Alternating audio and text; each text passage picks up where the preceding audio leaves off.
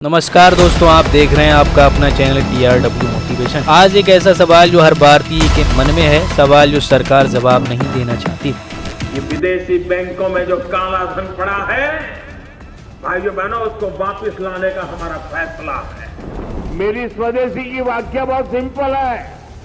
पैसा किसका लगता है उसे मुझे कोई लेना देना नहीं है।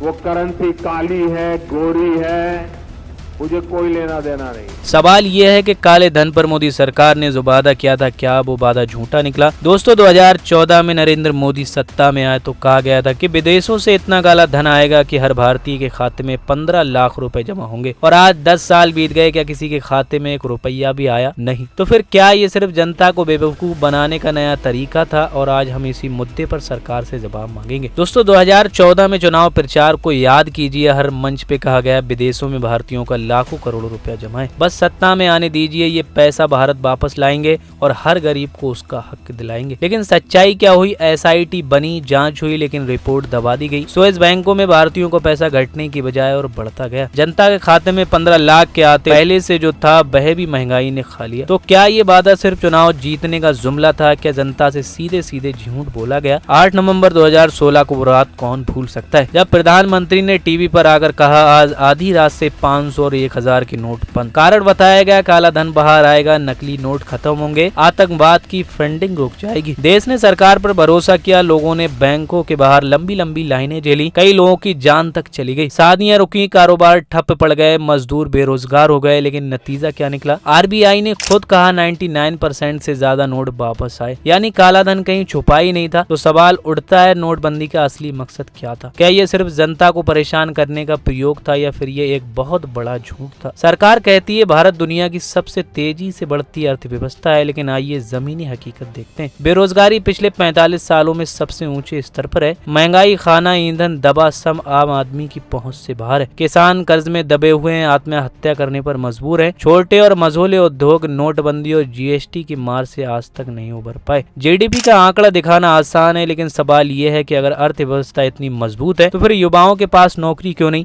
किसानों को फसल का दाम क्यों नहीं मिलता? और आम आदमी की थाली खाली क्यों होती जा रही है? अब जरा सोचिए, 2014 में जिस मुद्दे पर मोदी सरकार सत्ता में आई, आज उसी मुद्दे पर चुप्पी क्यों है? न काला धन आया, न 15 लाख आया, तो सरकार बात क्यों नहीं करती? कारण साफ है, क्योंकि सरकार जानती है जनता से झूठ बोला गया। अगर आज काले धन की चर्चा होगी तो जनता को याद आएगा कि 2014 में क्या कहा गया था, और जनता सवाल पूछेगी प्रधानमंत्री जी वो 15 लाख कहाँ गए? यही कारण है कि अब मुद्दा बदल दिया गया, कभी राष्ट्रवाद, कभी धर्म, कभी जाति, ताकि असली मुद्दा रोजगार और अर्थव्यवस्था पीछे छूट जाए। सच्चाई ये है कि जनता के साथ धोखा हुआ। 2014 में उम्मीद जगाई गई, लेकिन वादे पूरे नहीं हुए। काला धन नहीं आया, नोटबंदी विफल रही, अर्थव्यवस्था पटरी से उतरी। हाँ, बड़े उद्योगपतियों को राहत मिली, उनके लाखों करोड़ों के कर्ज माफ किए गए, लेकिन किसान का कर्ज जैसा था वैसा ही रहा। आम आदमी की जेब खाली रही। तो क्या ये सरकार सिर्फ चंद पूंजीपतियों के लिए काम कर रही है? क्या आम जनता सिर्फ चुनावी नारों तक ही सीमित रह गई? दोस्तों, लोकतंत्र में सबसे बड़ा अपराध है जनता से झूठ बोलना। काले धन पर जो वादा किया गया वो झूठ निकला। नोटबंदी के नाम पर जनता को लाइन में खड़ा किया गया और नतीजा शून्य निकला। अर्थव्यवस्था की नीतियां सिर्फ कागज पर सफल दिखती हैं, जमीनी हकीकत में नहीं। अब समय है कि जनता सवाल पूछे, जवाब मांगे, और याद रखे कि 2014 में क्या कहा गया था और 2025 तक क्या हुआ, क्योंकि लोकतंत्र में सबसे बड़ा हथियार जनता का सवाल है, और यही सवाल आज मोदी सरकार को घेरे हुए है।